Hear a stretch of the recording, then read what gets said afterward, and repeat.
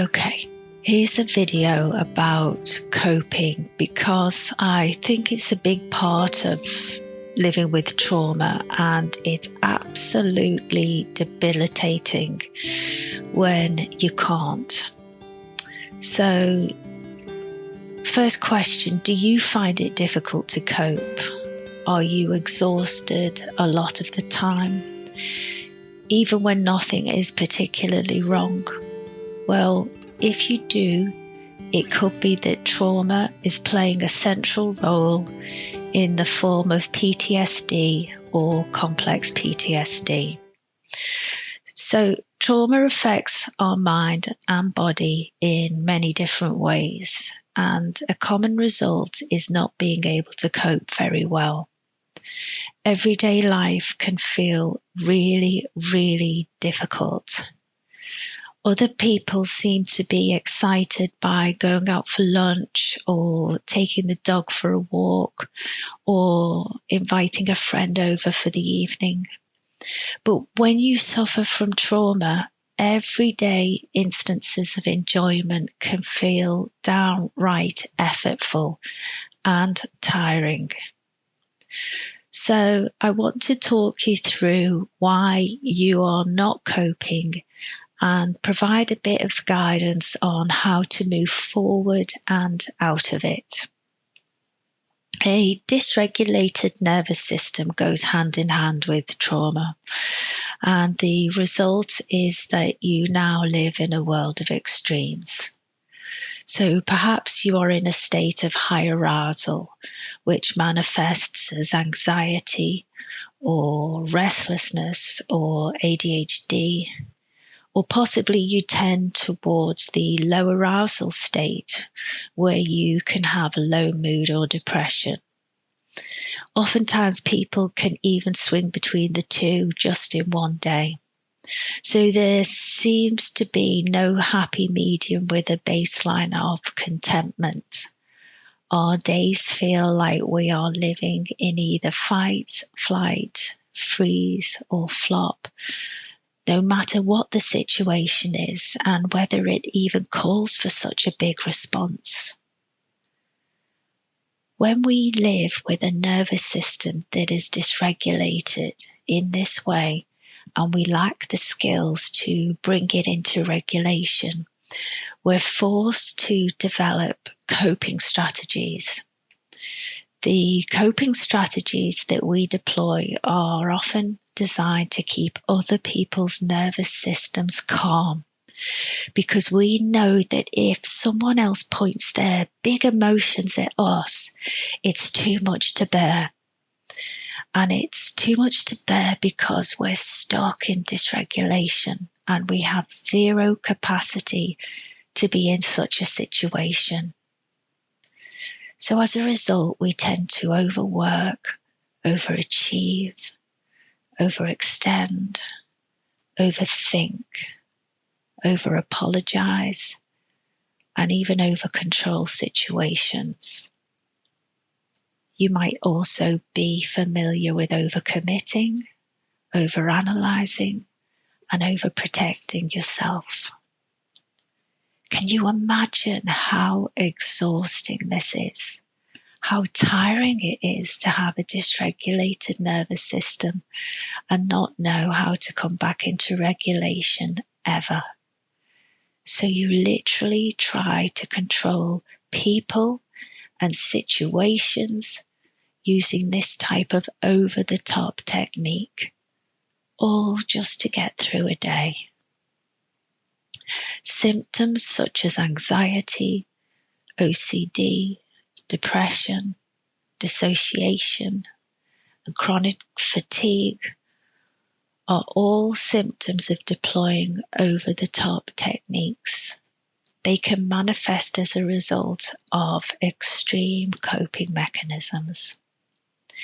So here's an example.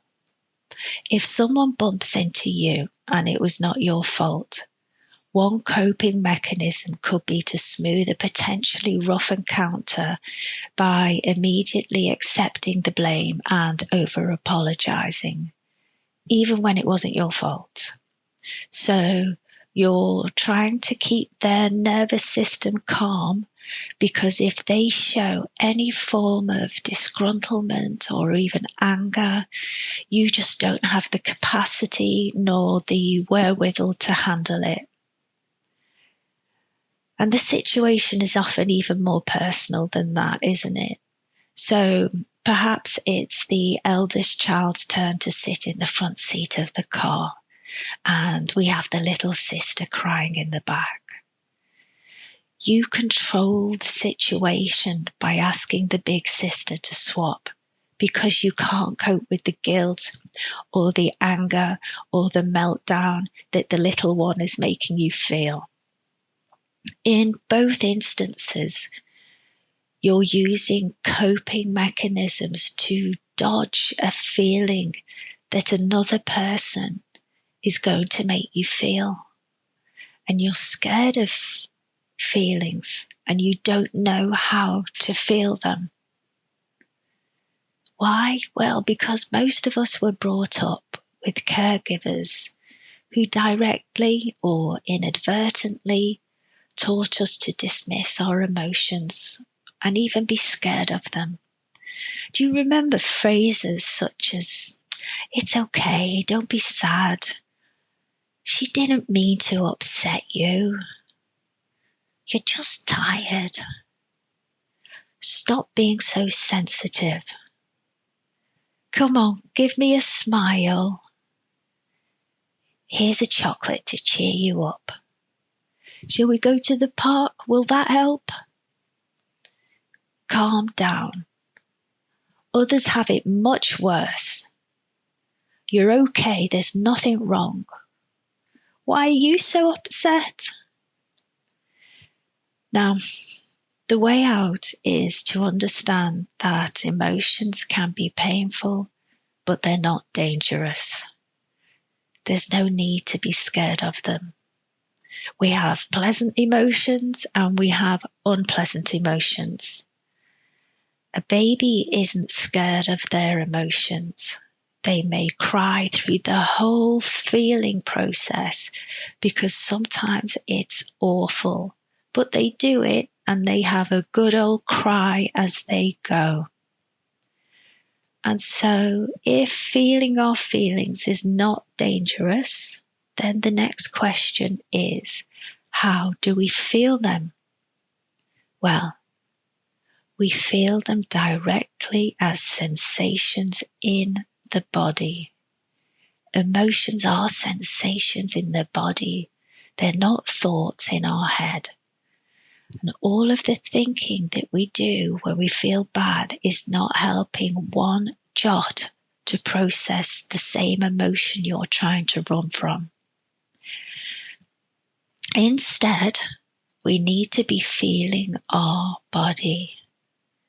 Sometimes it's a case that we literally can't stand being in our own skin. And I tell you, guilt and shame can really feel that way. But if we want the central nervous system to know that the communication has been heard and it can now stop pumping out the chemical ingredients that manifest as guilt or shame, then we must feel. Continued feeling will result in the sensations peaking and then falling away. You know it as it's happening when you get better at this. What I'm trying to communicate here is a few different points, so let me try to summarize. Number one, when you feel emotions and you don't dodge them, they really do rise and fall. They come and they go. Number two, emotions can be so uncomfortable and even painful, but they're not dangerous. Number three, when you get used to feeling your emotions, they feel much less painful and it can even be very cathartic. Number four, When you regularly feel your emotions, your nervous system can come back into regulation. And number 5, when you're not scared of feeling, you don't have to dodge. You don't have to dodge your emotions by managing at the situational level. So, in the example with the person who was bumped into, you wouldn't need to over-apologize and accept the blame as a preordained fact. And if the person got angry, you would just let them have their angry moment. It could possibly shake you up, and if it did, you would use the allowing technique to allow the emotion to rise and fall, and then get on with your day. And in the car example, let's say it's guilt that we feel because of the little one's tears. Or perhaps it's the fear that we just can't cope and we're going to lose it. Well, we no longer have to ask the big sister to swap and lose her turn up front. And we no longer have to hijack the little girl's entitlement to feeling her own sadness. Very important. Instead, we would allow the feelings in our body by feeling the sensations that are present. And we would do this with a calm neutrality with no story attached. It's very simple, but it's not so easy and it takes practice. But I have so many videos that will help you. And just something else to say, and I don't mean to minimize this, but the approach also heads off the development of the so-called brat, in inverted commas, in the family, and the so-called good girl, in inverted commas, in the family, both of which are coping mechanisms in and of themselves that our little ones develop. Now, before, when I mention neutrality and no story attached when allowing, well, that is a core part of the secret sauce of many meditations I have on my channel that will teach you these facets and a few other tips to work in as well. Do you see how feeling your feelings affect your nervous system, which affect your coping mechanisms, which affect your energy, which affects your life? There is no need to be using coping mechanisms to head off other people's emotional reactions when you understand what's really going on. You just won't need them any longer. And you can put all of that newfound time and energy into building the life that you want. Because I promise you, you won't believe how much energy goes into these protector parts and how much they can shrink your life. So, take a step back and bring in some awareness of how you may use over-the-top techniques or coping mechanisms in your day-to-day life. Even think back to when you were little. What stereotype did you develop into just to get by every day in the family environment? Now, a piece of good news in all of this is that when you allow the painful and uncomfortable emotions, the wonderful ones also return. Unfortunately, you can't be selective about which emotions you suppress, so you'll find that with time and with allowing, you'll start to feel more happy and more loving and more motivated. When you first start to allow, it may feel like a foreign concept, and doing it may be difficult and awkward, but with time, you'll learn how to feel emotions in your body. You'll notice that fear has a different quality of sensation compared to sadness or anger, shame or guilt. and they'll even become quite familiar and well known. All of this is very achievable.